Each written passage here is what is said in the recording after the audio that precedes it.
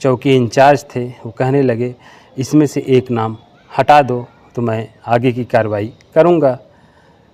तो बच्चे की माँ बोली कि मैं वही तो मुख्य आरोपी हूँ। दोस्तों, अयोध्या में जो कांड हुआ है, उस 12 साल की बच्ची के साथ जो गैंगरेप हुआ है, वह पूरे अयोध्या में ही नहीं, उत्तर प्रदेश में ही नहीं, पूरे भारत में यह बहुत तेज़ी से वायरल हो रहा है और बताया जा रहा है कि ये इनका लिंक समाजवादी पार्टी से है। और जब यह बात योगी आदित्यनाथ तक पहुंचती है तो बहुत ही गुस्से में होते हैं और एक्शन लेना शुरू कर देते हैं। यह बात संसद भवन तक पहुंच जाती है और योगी आदित्यनाथ जी यह बात संसद में भी उठाते हैं और कहते हैं कि एक विधवा की लड़की 12 साल की बच्ची के साथ कुछ लोगों ने घिनौना कृत्य किया है और वह 2 महीने की प्रेग्नेंट भी है।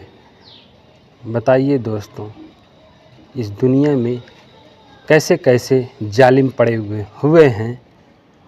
कहते हैं कि जब विधवा औरत अपनी बच्ची को लेकर जब यह बात जानती है, कहती है एक अचानक उसके बच्ची के पेट में दर्द शुरू हो जाता है और कहती है कि बेटा क्या हुआ। तो बच्ची कहने लगती है माँ मेरे पेट में दर्द हो रहा है। तो वह डॉक्टर के पास ले जाती है।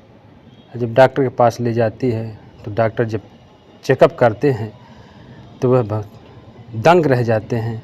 जब उसकी उम्र पूछते हैं तो कहती है ये तो उम्र इसकी 12 साल है।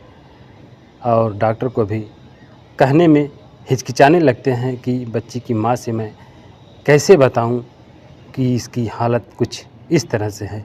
लेकिन डॉक्टर अपने दिल पर पत्थर रखकर कहते हैं कि माँ जी आपकी बेटी लगभग 2 महीने की प्रेग्नेंट है। यह बात सुनते ही बच्चे की माँ के पैरों तले ज़मीन खिसक जाती है और वह अपने बेटी को पुचकारते हुए दुलारते हुए पूछती हैं बेटा आखिर तुम्हारे साथ ऐसा कृत्य किसने किया। तो वह बेटी रो रो कर बताने लगती है। कहती है कि एक राजू नाम का लड़का था जिसकी बेकरी चलती है। मैं रास्ते में आ रही थी, वो बोला चलो मैं तुम्हें बिस्कुट दिलाता हूँ। मैं बिस्कुट के बहाने चली गई। वहाँ पर कई लोग थे, मुझे बिस्कुट खिलाए, मैं बेहोश हो गई। बेहोश होने के बाद वहाँ पर मालिक ने उसके साथ गंदा काम किया, फिर नौकर ने किया और इसका वीडियो भी बनाया और वीडियो उस लड़की को दिखाया। बोला अगर किसी से यह बात बताओगी तो सोशल मीडिया पर वायरल कर दिया जाएगा। अब बच्ची बेचारी लाज शर्म बचाने के लिए किसी से कुछ नहीं बताती थी और वो लोग जैसे कहते थे वैसे करती थी। यह बात अपनी माँ को भी नहीं बताई थी। जब ऐसा करते करते जब वह 2 महीने की प्रेग्नेंट हो गई, जब उसके पेट में दर्द शुरू हुआ, तब यह बात social media, print media, electronic media पर वायरल हो गया।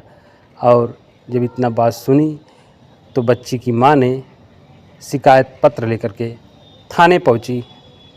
थाने में जब पहुंची, जहां थाना चल रहा था, जो चौकी चल रहा था, वह चौकी उसी मालिक के यानी कि रूम में चल रहा था।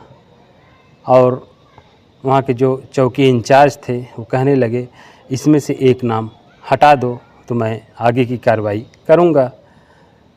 तो बच्चे की माँ बोली कि मैं वही तो मुख्य आरोपी हैं, मैं उन्हीं के खिलाफ़ कार्रवाई कराने आई हूँ। जब यह बात थाना अध्यक्ष तक पहुँचती है, थाना अध्यक्ष भी कहते हैं कि ये मामला सुलझा दो, क्या फ़ायदा।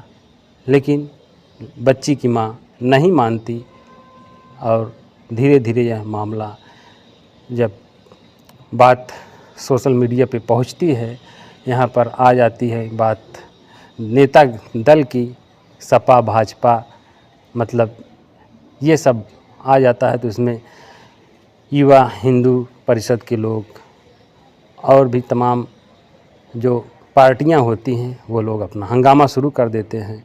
हंगामा शुरू करने के बाद जब पता चलता है कि यह मुख्य आरोपी जो है यह सांसद के अंडर में है, उसी के अंडर में रहता है और वहाँ का निगम पार्षद भी है। यह बात जब पहुँचती है तो धीरे धीरे योगी जी खोजबीन चालू कर देते हैं। चालू करने के बाद कहते हैं यह ज़मीन वैध है या अवैध है। जांच शुरू हो जाती है। जांच शुरू होने के बाद पता चलता है जो बैकरी चल रही थी वह ज़मीन अवैध है और उस पर योगी जी ने बुलडोज़र चलवा दिया और उस बैकरी को तहस नहस कर दिया। दोस्तों, उस विधवा के 4 बच्चियाँ थी, एक बच्चा था जो 6 साल का छोटा बच्चा था और उसके पति की 2 साल पहले मृत्यु हो चुकी थी।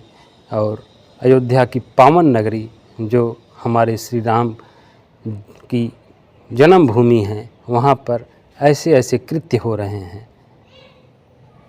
ऐसा नहीं करना चाहिए, उन लोगों को सोचना चाहिए।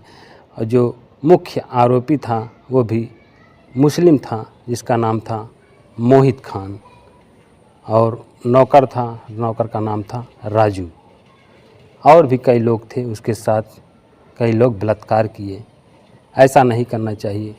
बहुत से लोग ऐसे जालिम पड़े हैं जिसको कुछ कहा नहीं जा सकता और इस पर जल्द से जल्द बच्ची को इंसाफ दिलाइए। ये वीडियो के माध्यम से जहाँ तक हो वहाँ तक शेयर करें और बच्ची को जल्द से जल्द इंसाफ मिले।